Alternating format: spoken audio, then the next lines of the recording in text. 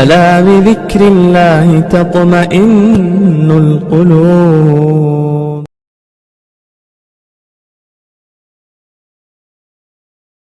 الحمد لله رب العالمين وهدانا بالكتاب المبين والصلاة والسلام على سيد الأنبياء والمرسلين خاتم النبيين محمد بن عبد الله الأمين وعلى آله وصحبه أجمعين ومن تبعهم بإحسان إلى يوم الدين. أما بعد، أعوذ بالله من الشيطان الرجيم. بسم الله الرحمن الرحيم.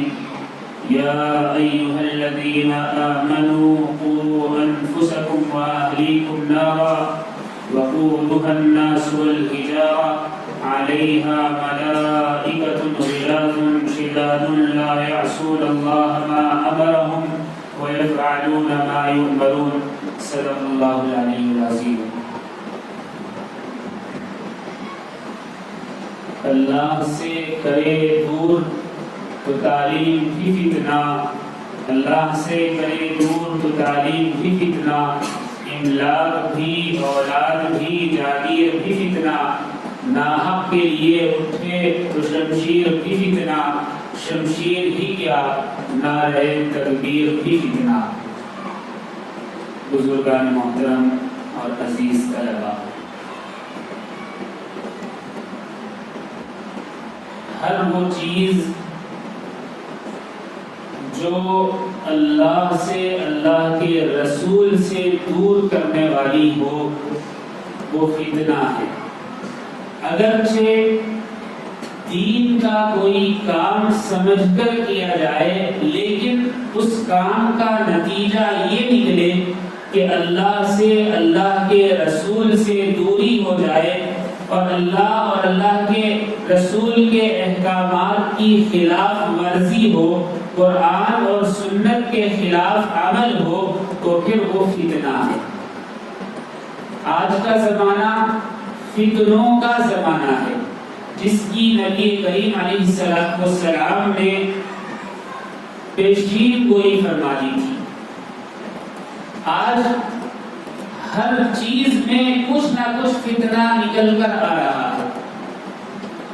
ضرورت اس بات کی ہے کہ ان فتنوں سے بچا جائے، اور ان فتنوں سے بچنے کا سب سے آسان طریقہ یہ ہے کہ نبی کریم علیہ السلام کی لائی ہوئی شریعت پر 100% عمل کرنے کی کوشش کی جائے.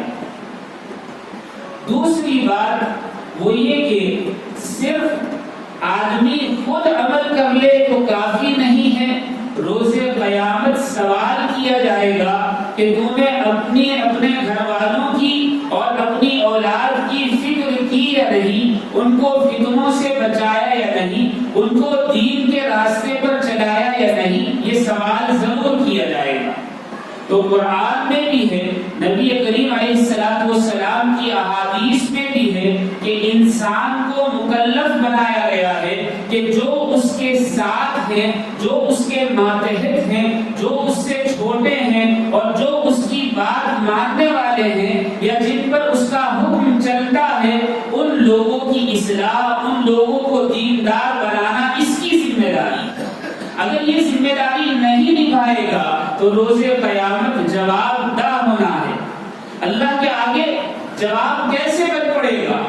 مجرم سے اگر سوال کیا جائے اور پھر وہ جرم ثابت ہو جائے تو پھر راہ فرار نہیں ہوتی، پھر تو فیصلہ ہوتا ہے، سزا ہوتی ہے. اللہ اس سزا سے ہم سب کو بچائے. اس وقت خود بھی دین پر، شریعت پر، اسلام پر عمل کرنا ضروری ہے اور اپنی اولاد کو، اپنے ماتحتوں کو، اپنے چھوٹوں کو بھی اسی راستے پر لے کر جانے کی ضرورت ہے. یہ کب ہوگا؟ اس پر عمل کیسے کیا جائے گا؟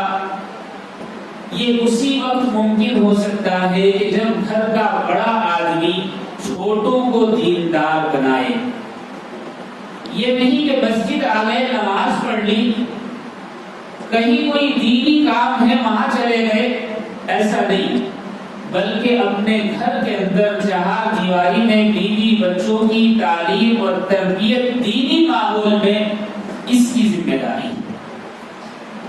بہت زمانہ نہیں گزرا، اب سے صرف 30-40 سال پہلے یہ ذمہ داری نبھانے والے لوگ تھے، لیکن افسوس اب نہیں ہیں یا بہت کم ہیں۔ میری والدہ مرحومہ بیان کیا کرتی تھی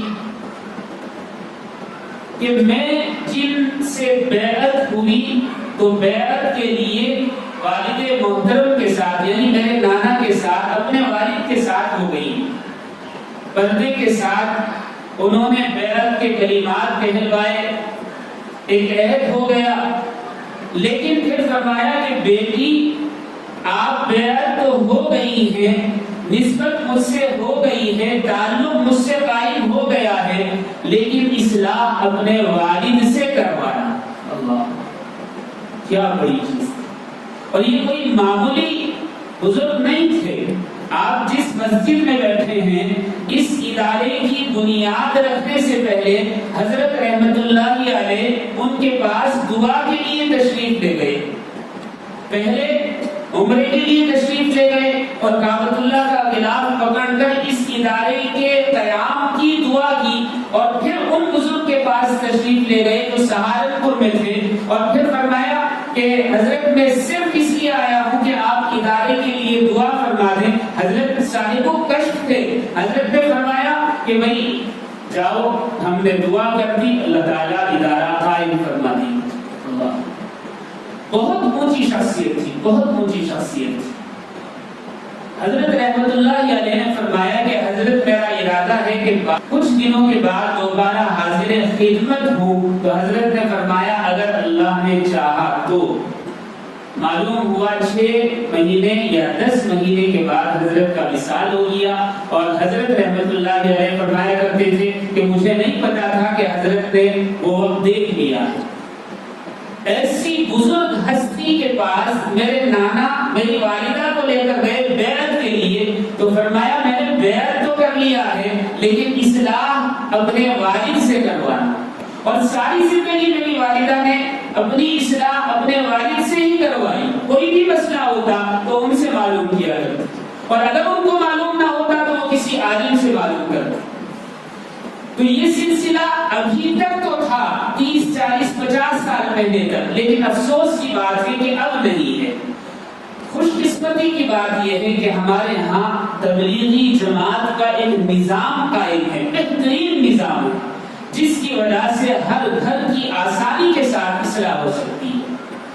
ضرورت اس بات کی ہے کہ ہم اسے پریکٹیکل عملاً میدان میں اتریں، تو پھر جو پریشانیاں، فتنے، مصیبتیں اور بے برکتی، اللہ کا غضب جو نازل ہو رہا ہے، اس سے حفاظت ہو جائے گی۔ اس وقت 2 باتیں نہایت ضروری ہیں، وہ یہ کہ ہم اپنے بچوں کا ایڈمیشن ایسے اسکولوں ایسے کالجوں میں کروائیں جہاں دینی ماحول ہو۔ پہلی چیز، اگر دینی ماحول نہ ہو تو کم سے کم اینٹی اسلام نہ ہو، اتنا ضروری ہے، اور پھر ان کی پوری نگرانی کی جائے، وہ کب جا رہے ہیں، کب آ رہے ہیں، اور سب سے بڑی بات جو ان کو موبائل دیے جاتے ہیں اس پر پوری نگاہ رکھی جائے۔ ایک بات اور بھی ہے، افسوس کے ساتھ کہنا پڑتا ہے کہ ہر آدمی کے موبائل میں پاسورڈ ہے، بھائی ٹھیک ہے پاسورڈ ہونا چاہیے، پرائیویسی ہے، لیکن گھر کے بچوں کے فون میں پاسورڈ ہوتا ہے اور ان کے والدین کو بھی معلوم نہیں ہوتا، یہ کوئی پرائیویسی نہیں ہے، یہ فتنہ ہے۔ اس فتنے کو ختم کرنا چاہیے، والدین کو اختیار ہونا چاہیے کہ وہ بچوں کے کمروں میں کبھی بھی جھانک کر دیکھ سکتے ہیں کہ وہ کیا کر رہے ہیں، ان کے موبائل کو کبھی بھی چیک کر سکتے ہیں کہ ان میں کیا وہ استعمال کر رہے ہیں، تب نگرانی ہوگی اور تب ان پر نظر رکھی جائے گی، تب ان کو دین کے راستے پر لایا جائے گا۔ پرائیویسی کے نام پر اور اسکول کالجز کی آزادی کے نام پر وہ گمراہ ہو رہے ہیں۔ اللہ حفاظت فرمائے۔ ارتداد کی لہر، بے دینی کی لہر، اسلام سے پھر جانے کی لہر اتنی تیزی سے جاری ہے۔ اللہ ہم سب پر رحم فرمائے۔ اگر یہ سلسلہ جاری رہا تو بہت جلد اسلام کی بےنقابی ہو جائے گی۔ اللہ ہم سب کی حفاظت فرمائے۔ اور روز قیامت جو پکڑ ہوگی کوئی نہیں بچ سکتا، کوئی نہیں بچ سکتا، چاہے کوئی عالم ہو، جو چاہے کوئی امام ہو، چاہے کوئی مفتی ہو، چاہے کوئی داعی ہو، چاہے کوئی حاجی ہو، سب کی پکڑ ہوگی۔ اور اس وقت اللہ کے روبرو کوئی جواب نہیں دے سکتا۔ اللہ ہم سب کی حفاظت فرمائے۔ کسی عارف کا قول ہے کہ مرد اور عورت تنہائی میں کیا دین کی تعلیم حاصل کر سکتے ہیں؟ یعنی کوئی عورت کسی مرد سے یا کوئی مرد کسی عورت سے تنہائی میں دین کی تعلیم حاصل کر سکتا ہے؟ تو اس عارف نے کہا اگر تعلیم دینے والا حسن بصری ہو، امام حسن بصری، اور امام حسن بصری کو 50,000 طلبہ اسٹوڈنٹ ایک ساتھ ایک مجلس میں ایک کلاس میں آپ سے احادیث پڑھا کرتے تھے، اگر پڑھانے والا حسن بصری ہو اور پڑھنے والی رابعہ بصری ہو اور جو تعلیم دی جا رہی ہو وہ قرآن کریم ہو، تو بھی تنہائی میں پڑھنے کی اجازت نہیں ہے۔ ہم غور کر سکتے ہیں کہ جب شریعت کا یہ حکم ہے، فتنوں کا یہ اندیشہ ہے، تو ہم اپنے بچوں کو بچیوں کو تنہائی میں نہیں بھیج سکتے۔ ایسی تعلیم گاہ میں بھیجیں، ایسے کالجز یونیورسٹیوں میں بھیجیں، یا ایسے ٹیوشن لگائیں جہاں ان پر نگاہ رکھی جا سکے اور راستوں پر بھی نگاہ رکھی جا سکے، وہ کہاں سے آ رہے ہیں، کس طریقے سے آ رہے ہیں۔ اور دوسری اہم چیز وہ ان کے عقائد اور ایمان ان کے اندر درست کر دیا جائے، تو پھر فتنوں سے بچا جا سکتا ہے۔ عقائد وہی ہیں جو قرآن اور احادیث میں وارد ہوئے، اور دین کہتے ہیں جو اسلام دل میں اتر جاتا ہے اس کو۔ آدمی نماز پڑھتا ہے، روزہ رکھتا ہے، قرآن کی تلاوت کرتا ہے، یہ اسلام ہے۔ یا اللہ نے جو بتا دیا کہ بھئی کس طریقے سے تجارت کرنی ہے، کس طرح والدین کا حق ادا کرنا ہے، کس طرح اولاد کا حق ادا کرنا ہے، یہ اسلام ہے۔ لیکن اس اسلام کو اپنے دل میں ایسے اتار لینا کہ اگر کوئی اس کے بارے میں ذرہ برابر بھی بات کرے تو سخت ناگوار ہو اور وہ سننا برداشت نہ ہو، اور اس اسلام کو یعنی اللہ اور اللہ کے رسول کے حکم کو اس نے جو دل میں بٹھا لیا ہے اس کو حق بھی جانے، سچ بھی جانے اور اس پر شک نہ کرے، یہ ہے دین اور دینداری، اسے ہم ایمان بھی کہتے ہیں۔ تو اسلام پر عمل آسان ہے، بھئی نماز پڑھ لی، روزہ پڑھ لیا، یہ تو ڈنڈے کے زور پر بھی ہو جاتا ہے۔ مدرسوں میں نمازوں کی پابندی ہوتی ہے، تلاوت کی پابندی ہوتی ہے، والدین بچوں کو نمازی بنا سکتے ہیں، لیکن اس زمانے میں دیندار بنانا نہایت ضروری ہے۔ بچوں میں اسلام اتنا رچ بس جائے کہ اگر کوئی اسلام کے بارے میں بات کرے برائی کے ساتھ تو وہ ناگوار گزرے، وہ اس کو برداشت نہ کرے، یہ دینداری یہ ہے۔ اور اگر دینداری پیدا نہ ہو تو پھر انسان گمراہ ہو جاتا۔ بہت سارے واقعات، اسلام پر عمل تو کیا جا رہا ہے لیکن معاملہ یہ ہے ساری زندگی اسلام پر عمل کرتے ہوئے ہو گئی لیکن ایمان پختہ نہیں ہوا، تو کیا ہوتا ہے؟ ایک واقعہ بڑا مشہور ہے، مصر کے ایک قاری صاحب تھے، 40 سال سے زیادہ مسجد میں رہے اور نماز پڑھائی، اذان دی، لیکن پھر کیا ہوا؟ 40 سال کے بعد ایک مرتبہ مسجد کی چھت پر چڑھے تو دیکھا کہ پڑوس میں کوئی یہودی یا عیسائی عورت ہے، اس کے حسن پر فریفتہ ہو گئے، اس سے جا کر ملے، اس نے کہا کہ کیا بات ہے؟ کہا کہ میں تمہیں حاصل کرنا چاہتا ہوں۔ اس نے کہا کہ پہلے اسلام کو ترک کر دے۔ تو عمل تو تھا لیکن دین دل میں نہیں اترا تھا، تو کیا ہوا؟ اس کی باتوں میں آ گئے اور کہا کہ ٹھیک ہے، آج سے اسلام کو چھوڑ کر تمہارا دین اختیار کرتا ہوں۔ ابھی یہ بات کوئی نہیں تھی، اس نے کہا کہ اچھا ٹھیک ہے اوپر آ جاؤ، تو جیسے ہی وہ زینے پر چڑھنے لگا پاؤں پھسلا اور چوٹ لگی اور انتقال ہو گیا۔ نہ دنیاوی خواہش پوری ہوئی اور نہ دین کا رہا، اسلام سے بھی گیا۔ جب دین دل میں نہ ہو، ایمان دل میں رچ اور بس نہ جائے تو یہی ہوتا ہے۔ اللہ ہم سب کی حفاظت فرمائے، اللہ ہم سب کی حفاظت فرمائے۔ آج ضرورت اس بات کی ہے کہ دین اور اسلام بچوں کے دلوں میں اتار دیا جائے، اور اس کے علاوہ کوئی چیز ان کو گوارا نہ ہو، پسند نہ ہو۔ پہلی پسند اسلام یعنی اللہ اور اللہ کے رسول کی پسند ہونی چاہیے، بعد میں دوسری چیزیں۔ علامہ اقبال کو کون نہیں جانتا، بیرسٹر تھے اور لندن سے پڑھ کر آئے تھے۔ برٹش گورنمنٹ نے ان سے کہا کہ ہم آپ کو ساؤتھ افریقہ کا وائس رائے بنا دیتے ہیں۔ وائس رائے کی حیثیت اس زمانے میں بادشاہ جیسی تھی، تو علامہ اقبال نے کہا کہ ٹھیک ہے، لیکن ساتھ میں ایک شرط لکھی ہوئی تھی۔ وہ شرط کیا تھی کہ وائس رائے کے لیے ضروری ہے کہ وہ جس پروگرام میں بھی جاتا ہے اپنی بیوی کو لے جائے، لیکن وہ حجاب میں نہ ہو، پردے میں نہ ہو۔ تو علامہ اقبال نے خط پھاڑ دیا اور کہا کہ ایک نہیں 100 یا 1000 وائس رائے کا عہدہ میں اپنے پاؤں اور جوتی کی نوک پر رکھتا ہوں، لیکن مجھے یہ گوارا نہیں کہ اپنی بیوی کو ایک جگہ پہ پردہ کروں۔ اللہ، جب اسلام دل میں اتر جاتا ہے تو یہ ہوگا۔ اللہ اللہ، ہمارے زمانے میں بہت وقت نہیں گزرا، صرف 35 سال ہوئے ہیں، کم سے بچے، معصوم بچے، 4 سال 5 سال 6 سال کے بچے، جب ہم گراؤنڈ میں کھیلا کرتے تھے تو ہمیں بتایا جاتا تھا کہ کھیلتے ہوئے بچے اور بچیوں کو چاہیے کہ وہ ایک دوسرے کا ہاتھ نہ پکڑیں۔ بہت پرانی بات نہیں بتا رہا ہوں، یہ بتایا جاتا تھا کہ لڑکا یعنی مرد بچہ عورت بچی کو ہاتھ نہ لگائے، یہ ٹھیک نہیں۔ اور بڑے کیا بتایا کرتے تھے، یہ کہا کرتے تھے کہ مرد کے لیے یہ زیب نہیں دیتا کہ وہ کسی بچی کا ہاتھ پکڑ کر کھیلے، یہ اس کی مردانگی کے خلاف ہے، اس کی شان کے خلاف ہے۔ اور عورت بچی کو یہ کہا جاتا تھا کہ تم اور تمہاری عفت باقی اس کی اور عزت اس میں ہے کہ کوئی تمہیں ہاتھ نہ لگائے، تمہیں میلا نہ کرے۔ تو بچے جب ہم کھیلا کرتے تھے تو ایک چھوٹی سی لکڑی لے لیا کرتے تھے، ایک طرف سے بچی پکڑ لیتی، ایک طرف سے جو مرد بچہ ہے وہ پکڑ لیتا۔ اللہ، لیکن آج بچوں میں تو دور، بڑوں میں یہ چیز ختم ہو گئی۔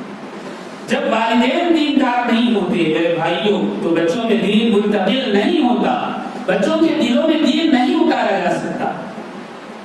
ہم چھوٹے تھے، سری لنکا پٹنم میسور گھومنے کے لیے گئے، سب تھے، میری والدہ بھی تھی۔ ڈرائیور ہمیں سیدھا مسجد اعلیٰ کے پیچھے جو مندر ہے وہاں لے کر چلا گیا، دیول پر۔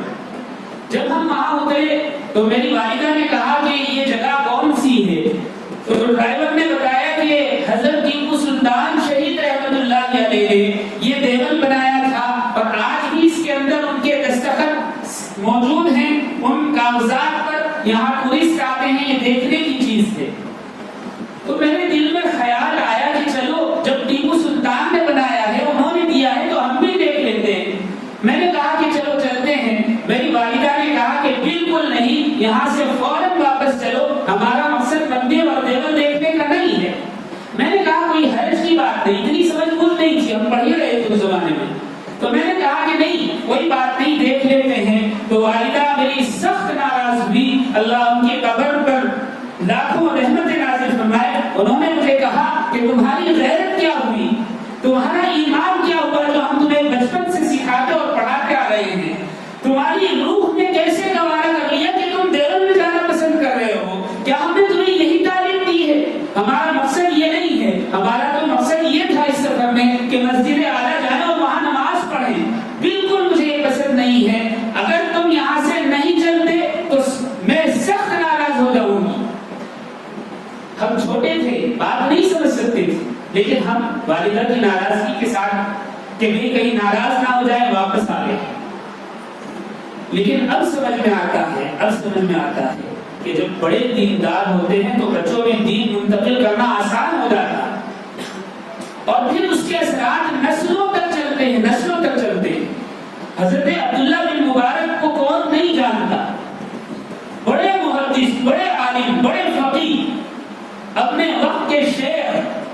ان کے والد کسی باغ میں ملازم تھے، نوکر تھے، ایک مرتبہ باغ کے مالک کے مہمان آئے تو اس نے حضرت عبداللہ کے والد جو مبارک جن کا نام تھا ان کو بلایا اور کہا کہ مبارک جاؤ جو میٹھے میٹھے انار ہیں وہ توڑ کر لاؤ.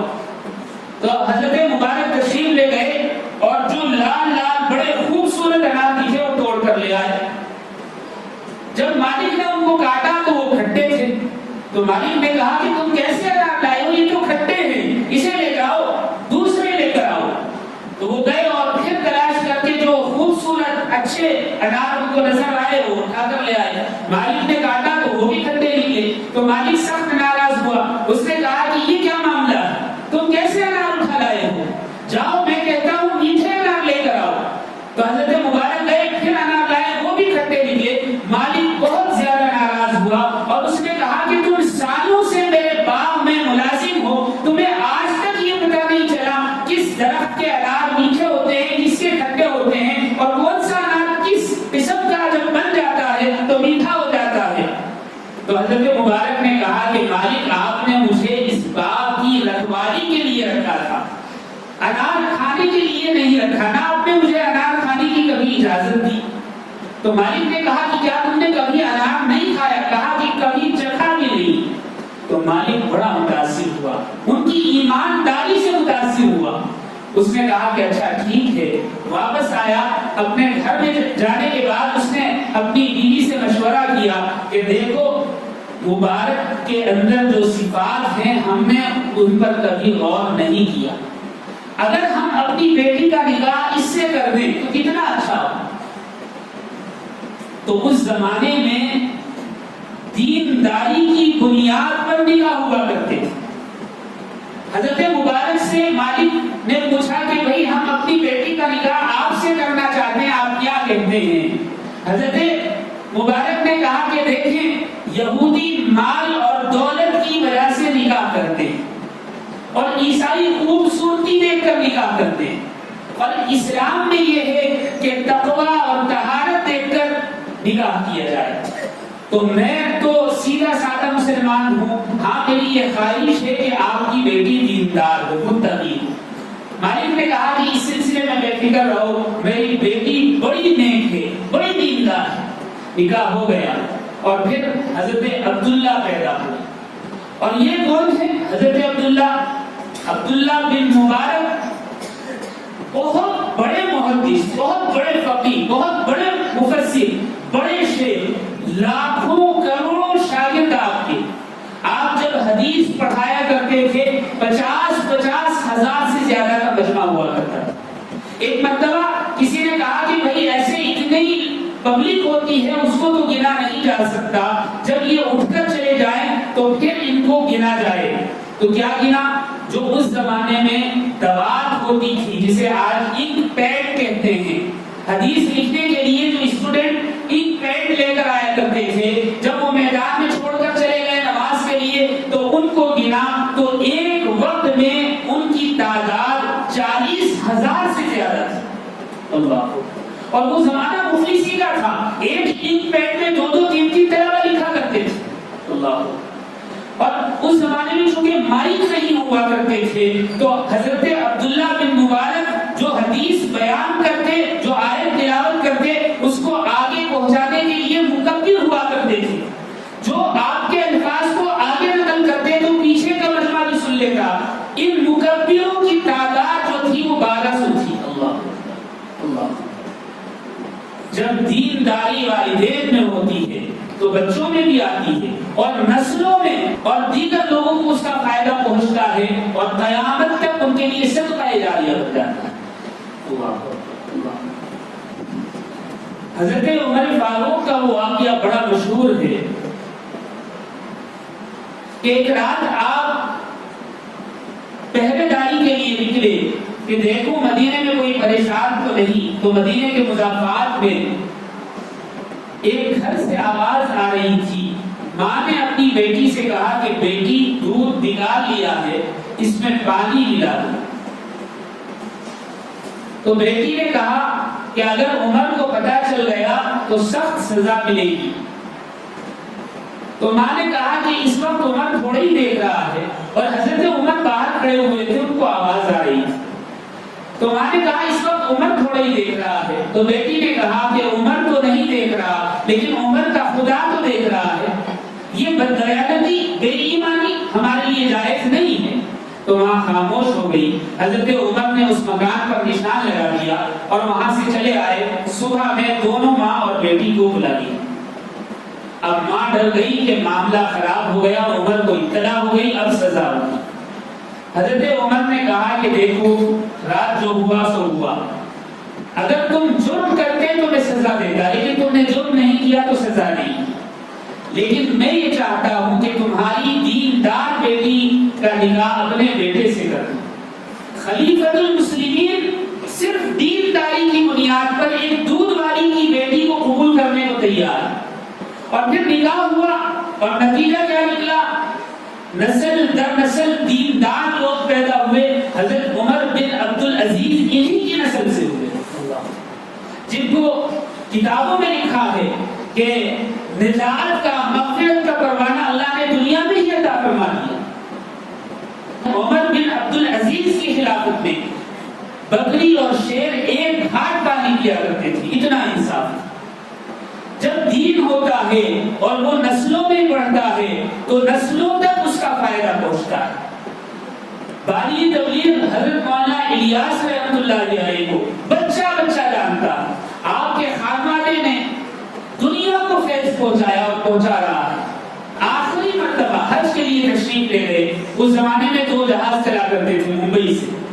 تو آپ جب جہاز سے حج کے لیے تشریف لے جانے لگے تو دونوں جو شپ تھے ان میں کمپٹیشن ہوا اور انہوں نے قیمت گھٹانی شروع کر دی. قیمت تو تقریباً 180 روپے کچھ تھی جہاز کا ٹکٹ، لیکن انہوں نے گھٹاتے گھٹاتے 50 روپے سے بھی کم کر دی. تو حضرت نے اپنے تمام رفقا کے ساتھ ٹکٹ خرید لیا. اب جب شپ میں سوار ہونے کی باری آئی تو اس وقت انجیکشن لگائے جا رہے تھے، اینٹی انفیکشن. تو حضرت نے دیکھا کہ کوئی عورت یعنی نرس انجیکشن لگا رہی ہے. تو حضرت نے کہا کہ میں تو کسی نامحرم عورت سے انجیکشن نہیں لگواؤں گا. اللہ، بڑوں کی بڑی بات ہوتی ہے. حضرت نے فرمایا میں نامحرم عورت سے انجیکشن نہیں لگواؤں گا. لوگوں نے سمجھایا کہ حضرت لگوا لیجیے، اگر شپ لیٹ ہوئی تو ہمیں چھوڑنی پڑے گی اور دوسرے جہاز سے سفر کرنا پڑے گا، اس کا ٹکٹ بڑا مہنگا ہے. حضرت نے کہا کہ مہنگا ہو سستا، میں نامحرم سے انجیکشن نہیں لگواؤں گا. تو فون آئے، دلی سے فون آئے. اس زمانے میں بڑا مشکل تھا فون کرنا بھی. حضرت کو بہت سمجھایا. حضرت نے کہا کہ میں ماننے کو تیار نہیں، میں سفر ہی نہیں کرتا. آخر کار جو پائلٹ تھا وہ اتر کر آیا اور اس نے غصے سے کہا کہ معاملہ کیا ہے، وہ بزرگ کون ہے جو انجیکشن نہیں لگوانا چاہتے.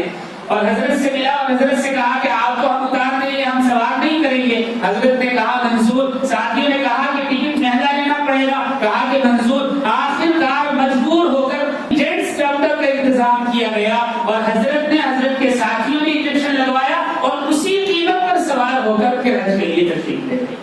اللہ اللہ اکبر. یہ بڑے لوگ تھے، بڑی باتیں تھی. لیکن ہم چھوٹے ہیں، کم سے کم چھوٹی چھوٹی باتوں پر تو عمل کر سکتے ہیں. جب دین ہوتا ہے اور دین دلوں میں اتر جاتا ہے تو دنیا میں اللہ رب العزت اس کے ثمرات، اس کا پھل فوراً دکھاتے ہیں. حضرت شاہ عبد الحق محدث دہلوی رحمۃ اللہ علیہ ایک جگہ تحریر فرماتے ہیں کہ ایک مرتبہ دہلی میں قحط پڑا اور قحط ایسا پڑا کہ جانور بھی پیاس سے تڑپ کر مرنے لگے. لوگوں کے مرنے کی نوبت آ گئی تو سارا مجمع جمع ہو کر دہلی سے باہر نکلا اور نماز استسقاء ادا کی، دعا کی. دعا بھی ہو گئی، نماز بھی ہو گئی. لیکن علماء نے دیکھا کہ بارش کے کوئی آثار نہیں ہیں تو پریشان ہو گئے کہ اب کیا کریں. تو اتنے میں دیکھا کہ ایک نوجوان ہے اور اونٹ کی نکیل پکڑ کر آ رہا ہے، اس پر کوئی باپردہ خاتون بیٹھی ہوئی ہے. جب وہ قریب پہنچا اس نے مجمع دیکھا تو اس نے معلوم کیا کہ بھئی معاملہ کیا ہے. ان میں سے چند علماء نے کہا کہ بھئی معاملہ یہ ہے، قحط پڑا ہوا ہے اور نماز استسقاء ادا کی، دعا کی، لیکن بارش کے آثار نہیں ہیں. اس نوجوان نے کہا کہ اجازت ہو تو میں بھی دعا کر لوں. کہا کہ ہاں بھئی آپ بھی دعا کر لو، اللہ نہ جانے کس کی دعا قبول کر لے. تو وہ نوجوان اس اونٹ کے کنارے پر پہنچا اور جو عورت اس پر بیٹھی ہوئی تھی اس کا پلو پکڑا دعا کی، ابھی اس نے دعا ختم نہیں کی کہ موسلادھار بارش شروع ہو گئی۔ جو علماء اس مجمع میں موجود تھے وہ گئے اور کہا کہ بھئی یہ معاملہ کیا ہے، اتنا بڑا مجمع، بڑے بڑے فقہا، محدثین، علماء یہاں موجود، ان کی دعا قبول نہیں، اس نوجوان کی دعا قبول ہو گئی۔ انہوں نے اس سے کہا کہ بھئی تو نے دعا کیا مانگی ہے؟ تو اس نوجوان نے کہا کہ حضرت میں نے دعا تو کچھ نہیں مانگی، بس سیدھی سی دعا کی، وہ یہ کہ اونٹ پر بیٹھی ہوئی خاتون میری والدہ ہے اور یہ نہایت پاک باز ہے، اس کو کسی نامحرم نے نہیں دیکھا، تو میں نے اپنی ماں کے چادر کا پلو پکڑ کر دعا کی کہ اے اللہ اس کی پاک دامنی عفت اور اس کا پردہ اگر قبول ہے تو اے اللہ بارش نازل فرما۔ اللہ نے بارش نازل فرمائی۔ اللہ بشر بن حارث رحمت اللہ علیہ جو عبداللہ بن مبارک کے شاگرد ہیں، یہ بغداد میں رہا کرتے تھے اور اسی جگہ امام احمد رہا کرتے تھے جو بڑے فقیہ، بڑے محدث، یہ بھی حضرت عبداللہ بن مبارک کے شاگرد تھے۔ تو امام احمد کے بیٹے حضرت عبداللہ بن احمد فرماتے ہیں کہ ایک عورت آئی تو اس نے کہا کہ مجھے آپ کے والد سے مسئلہ پوچھنا ہے۔ کہا کہ ٹھیک ہے آپ اندر آ جائیں۔ وہ عورت اندر آئی اور امام احمد کے سامنے حاضر ہو کر اس نے سلام کیا اور کہا کہ حضرت آپ سے مسئلہ پوچھنا ہے۔ کہا کہ مسئلہ کیا ہے؟ کہا کہ یہ ہے کہ میں اون کاٹتی ہوں، دن میں کام رہتے ہیں تو رات میں اون کاٹتی ہوں، اور مفلسی کی زندگی ہے، زیادہ خوشحال زندگی نہیں ہے، تو جب تک چراغ میں تیل رہتا ہے چراغ کی روشنی میں اون کاٹتی ہوں، اور جب چراغ بجھ جاتا ہے تیل ختم ہونے کی وجہ سے تو میں چاند کی روشنی میں اون کاٹتی ہوں اور صبح بازار بیچ کر پھر اپنے گھر کو چلاتی ہوں۔ تو اب مسئلہ یہ پوچھنا ہے کہ چراغ کی روشنی میں کاٹا گیا اون اور چاند کی روشنی میں کاٹا گیا اون، کیا بیچتے وقت دونوں کو الگ الگ بتا کر بیچنا پڑے گا یا ایسے ہی بیچ سکتے ہیں؟ حضرت امام احمد نے کہا کہ اگر تم ان دونوں میں فرق محسوس کرو کہ چراغ کی روشنی کا کاٹا ہوا اون الگ ہے اور چاند کی روشنی کا الگ ہے تو الگ الگ بتا کر بیچنا پڑے گا، اور ایسے ہی بیچ دیا تو جائز نہیں۔ اس عورت نے کہا کہ آپ کا شکریہ، مجھے اجازت دے، چلی گئی۔ حضرت امام احمد نے کہا کہ بیٹے عبداللہ جاؤ اس عورت کو دیکھو کہ یہ کس گھر میں داخل ہوتی ہے۔ تو یہ پیچھے پیچھے گئے تو دیکھا کہ بشر بن حارث جنہیں بشر حافی کہتے ہیں، یہ عورت اس گھر میں داخل تھی۔ تحقیق کرنے پر معلوم ہوا کہ بشر بن حارث کی یہ بہن ہے۔ واپس آئے اور امام احمد سے فرمایا کہ والد محترم وہ عورت تو بشر حافی کی بہن ہے۔ تو امام احمد نے کہا کہ اللہ کی قسم میں یہی سوچ رہا تھا کہ بغداد میں اتنا باریک مسئلہ کوئی عورت نہیں پوچھ سکتی سوائے اس کے کہ بشر حافی کے گھر سے ہو۔ کیا دینداری تھی ان لوگوں میں، کیا دینداری تھی۔ جب دین رچ جاتا ہے، بس جاتا ہے دلوں میں، تو 24 گھنٹے رب کا استحضار رہتا ہے، اللہ رب العزت یاد رہتے ہیں، کبھی اللہ کی یاد سے غفلت نہیں ہوتی۔ ابو العباس بن مسروق رحمت اللہ علیہ فرماتے ہیں کہ ایک مرتبہ میں یمن میں تھا، تو یمن میں ایک مچھلیرا، مچھلی پکڑنے والا اپنی کشتی میں مچھلیاں پکڑ رہا تھا، ساتھ میں 10-12 سال کی بچی اس کے ساتھ بیٹھی ہوئی تھی۔ وہ مچھلیرا ایک ایک مچھلی پکڑتا اور اپنی کشتی میں ایک کنارے پر رکھتا جاتا، وہ مچھلی پکڑتا اور ایسے رکھ دیتا، اور ادھر اس کی بیٹی وہ مچھلی اٹھا کر پھر دوبارہ پانی میں ڈال دیتی، یہاں تک کہ جب اس کو لگا کہ اب مچھلیاں کافی ہو گئی ہیں تو اس نے پلٹ کر دیکھا کہ ایک بھی مچھلی نہیں۔ اب پریشان ہو گیا، اس نے کہا کہ بیٹی مچھلیاں کہاں گئی؟ تو بیٹی نے کہا کہ ابا آپ ہی نے مجھے حدیث سنائی تھی کہ اللہ رب العزت کے ذکر سے جو مچھلی غافل ہو جاتی ہے اللہ رب العزت اسے شکار بنا دیتے ہیں، وہ کسی کے جال میں آ جاتی ہے، اور آپ یہ مچھلیاں اس لیے پکڑ رہے ہیں تاکہ ہم رات کو جا کر کھا سکیں۔ لیکن ابا میں آپ کو یہ بات بتانا چاہتی ہوں کہ وہ مچھلی جو اللہ کے ذکر سے غافل ہو جائے اللہ کی قسم میں اسے کھانا نہیں چاہتے۔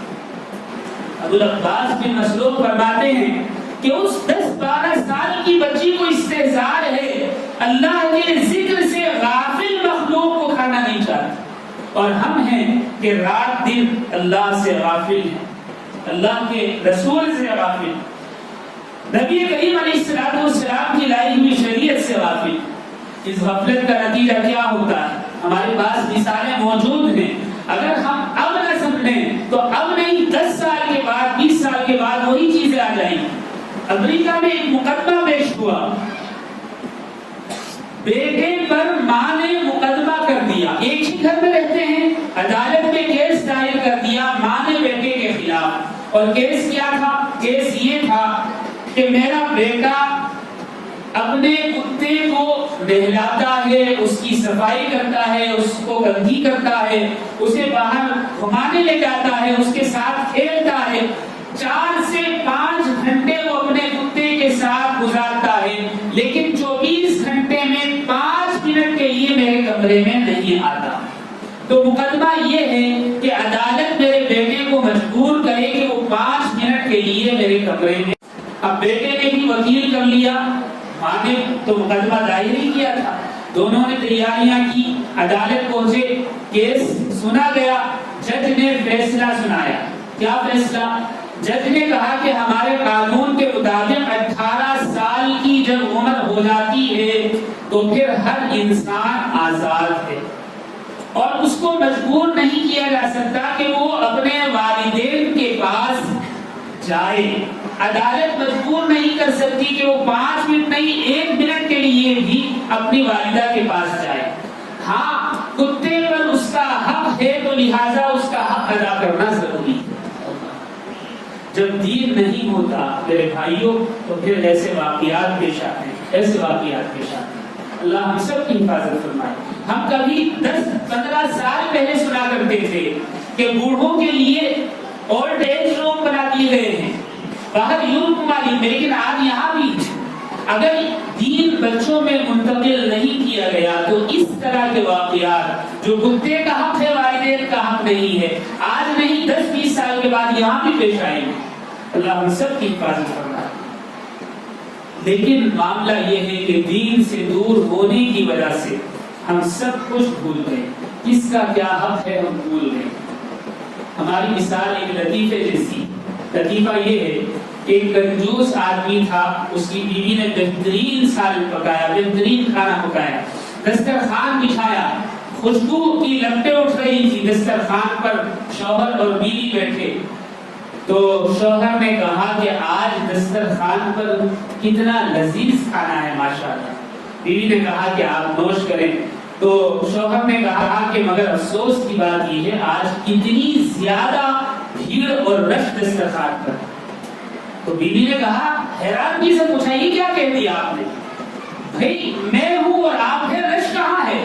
کہا کہ جب کھانا لذیذ ہو تو پھر مجھے اور کھانے کے علاوہ جو چیز بھی دسترخوان پر ہو وہ بھیڑ اور رش کی نظر آتا ہے۔ مطلب یہ کہ بیوی بھی نہ ہو، جس نے پکایا وہ بھی نہ ہو، بس پھر تو میں ہی کھاؤں گا۔ ہمارا معاملہ ایسا ہے، جس کا حق ہے ہم دین سے دور ہونے کی وجہ سے اس کا حق دینا بھول گئے۔ ہم دین پر عمل بھی اس لیے کرتے ہیں کہ فائدہ نظر آئے، اگر فائدہ نظر نہیں آتا تو ہم دین پر عمل نہیں کرتے۔ ملکہ زبیدہ کے بارے میں سبھی نے سنا ہے، اس نے نہر نکلوائی تھی عراق سے مکہ تک حجاج کے لیے، بڑی نہر تھی، اور ابھی تک یعنی اب سے تقریباً 50 سال پہلے تک وہ آباد تھی، حجاج نے اس سے فائدہ اٹھایا۔ تو ملکہ زبیدہ ایک مرتبہ بغداد میں کسی راستے پر چلی جا رہی تھی۔ یہ راستہ جو تھا نہر کے کنارے تھا، عراق کے کنارے۔ اب وہاں دیکھا کہ بہلول دانا ریت میں گھر بنا رہے ہیں، جیسے بچے بناتے ہیں عام طور پر، پاؤں رکھا اوپر سے بالو ایسے جمایا اور پاؤں کھینچ لیا، ایک گھر تیار ہو گیا۔ تو بہلول دانا نے بہت سارے گھر بنائے ہوئے ہیں اور اسی کام میں مشغول ہیں۔ تو زبیدہ نے جو ملکہ تھی اس نے پوچھا کہ بہلول کیا کر رہے ہو؟ کہا کہ جنت کے گھر بنا رہا ہوں۔ ہمارے ہمارے لیے تو ہنسنے کی بات ہے۔ تو ملکہ زبیدہ نے کہا کہ کیا بیچتے ہو؟ کہا کہ ہاں بیچتا ہوں، ایک گھر 1 دینار۔ تو ملکہ زبیدہ نے فوراً 1 دینار نکال کر دیا کہ اس بہانے سے بہلول اپنا خرچ چلا لیں گے۔ تو بہلول دانا نے وہ دینار لیا اور دریا میں پھینک دیا، اپنے پاس نہیں رکھا، اور پھر ایک جو ریت کا گھر تھا، مٹی کا گھر تھا، اس پر دائرہ بنایا، آؤٹ لائن کھینچ دی اور کہا کہ یہ گھر تمہارا ہو۔ اب زبیدہ وہاں سے چلی گئی۔ تھوڑی دیر کے بعد بادشاہ کی سواری گزری، اس نے دیکھا کہ بہلول گھر بنا رہا ہے مٹی کے۔ تو اس نے پوچھا کہ بہلول کیا کر رہے ہو؟ کہا کہ جنت کے گھر بنا رہا ہوں۔ کہا کہ بیچتے ہو؟ کہا کہ ہاں بیچتا ہوں، ایک گھر 1 دینار کا۔ تو بادشاہ نے کہا یہ تو مجنون ہے، پاگل ہے، اس کی کیا بات سنی، اور بادشاہ ہنستا ہوا وہاں سے چلا گیا۔ رات ہوئی، ہارون رشید نے جو بادشاہ تھا اس نے خواب دیکھا کہ بڑا شاندار محل ہے اور جنت کا محل ہے، اتنا خوبصورت محل کبھی خواب و خیال میں نہیں دیکھا۔ تو اس نے سوچا کہ یہ بڑا شاندار محل ہے، اس میں جانا چاہیے۔ جب وہ محل میں داخل ہونے لگا تو سپاہیوں نے اس کو روک دیا، کہا کہ آپ اندر نہیں جا سکتے۔ کہا کہ کیوں؟ کہا کہ یہ محل آپ کا نہیں ہے۔ کہا کس کا ہے؟ کہا یہ محل آپ کی بیوی ملکہ زبیدہ کا ہے۔ تو بادشاہ نے کہا کہ جب میری بیوی ہے میں جا سکتا ہوں۔ کہا کہ دنیا کا معاملہ الگ ہے، آخرت کا معاملہ الگ، آپ یہاں نہیں جا سکتے۔ تو بادشاہ نے پیچھے ہٹ کر دیکھا کہ بڑی تختی لگی ہوئی ہے چاندی کی، جس پر سونے کے حروف میں ملکہ زبیدہ لکھا ہوا ہے۔ بادشاہ گھبرا کر اٹھ بیٹھا۔ اس نے اپنی بیوی سے زبیدہ سے پوچھا کہ بھئی میں نے خواب ایسا دیکھا، معاملہ کیا ہے؟ کل تم نے کیا عمل کیا؟ زبیدہ نے کہا میں نے کوئی ایسا عمل نہیں کیا۔ کہا کہ نہیں سوچو۔ کہا کہ ہاں ایک لطیفہ ہے، ہنسی کی بات ہے، بہلول مٹی کے گھر بنا رہے تھے، کہا کہ جنت کے گھر ہیں، 1 دینار میں 1 گھر، میں نے 1 دینار دے دیا۔ بادشاہ نے سمجھا کہ غالباً اسی وجہ سے اللہ نے یہ گھر عطا فرمایا۔ کیوں؟ جب اللہ کے قریب رہنے والے بندے، اللہ کے پسندیدہ بندے، اللہ کے دوست جو ہوتے ہیں کوئی بات کہتے ہیں اللہ تعالیٰ اسے پوری فرما دیتے ہیں۔ اس دوسرے دن اسی وقت ہارون رشید بادشاہ اسی راستے سے گزرے کہ دیکھتے ہیں آج بھی بہلول شاید اسی کام میں مشغول ہو۔ تو دیکھا کہ بہلول پھر مٹی کے گھر بنا رہے ہیں۔ کہا کہ بہلول کیا کر رہے ہو؟ کہا کہ جنت کے گھر بنا رہا ہوں۔ کہا کہ بیچتے ہو؟ کہ ہاں بیچتا ہوں۔ کہا کتنے کا ہے؟ کہا کہ آدھی سلطنت دو گے تو 1 گھر ملے گا۔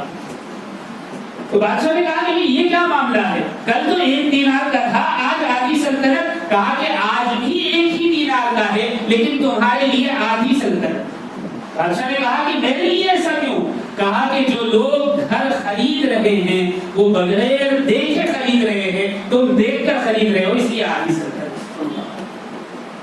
ہمارا بھی معاملہ یہی ہے، ہم دین کا وہی کام کرتے ہیں جس میں ہمیں فائدہ نظر آتا ہے۔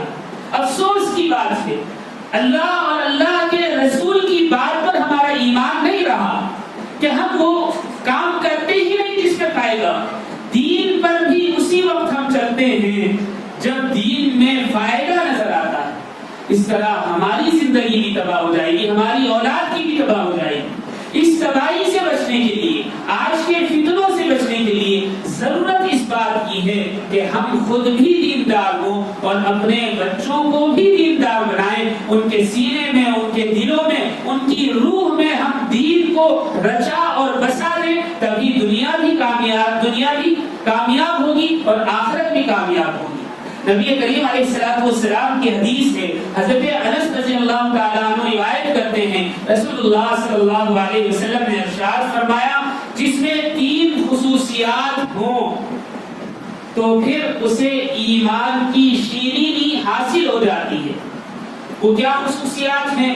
ایک یہ کہ اللہ اور اس کے رسول کو سب سے زیادہ عزیز رکھے، اپنے سے، اپنی اولاد سے، اپنے مال سے، ہر چیز سے زیادہ محبت اللہ سے، اللہ کے رسول سے ہونی چاہیے۔ دوسری چیز کہ کسی سے بھی الفت، محبت، تعلق محض اللہ کے لیے ہو، اللہ کے علاوہ نہ ہو۔ اور تیسری چیز وہ یہ کہ کفر کی طرف جانا، یعنی اینٹی اسلام کوئی کام کرنا یا بات سننا اس کو اتنا ہی ناگوار ہو جتنا آگ میں جلنا ناگوار ہوتا ہے۔ تو پھر اللہ رب العزت ایمان کی شیرینی یعنی مکمل دینداری عطا فرما دیتے ہیں۔ دعا فرمائے اللہ مجھے بھی اور آپ کو بھی کہنے سننے سے زیادہ عمل صالح کی توفیق عطا فرمائے۔ وآخر دعوانا الحمدللہ رب العالمین۔ کعبے پہ پڑی جب پہلی نظر، کیا چیز ہے دنیا بھول گیا، کیا چیز ہے دنیا بھول گیا۔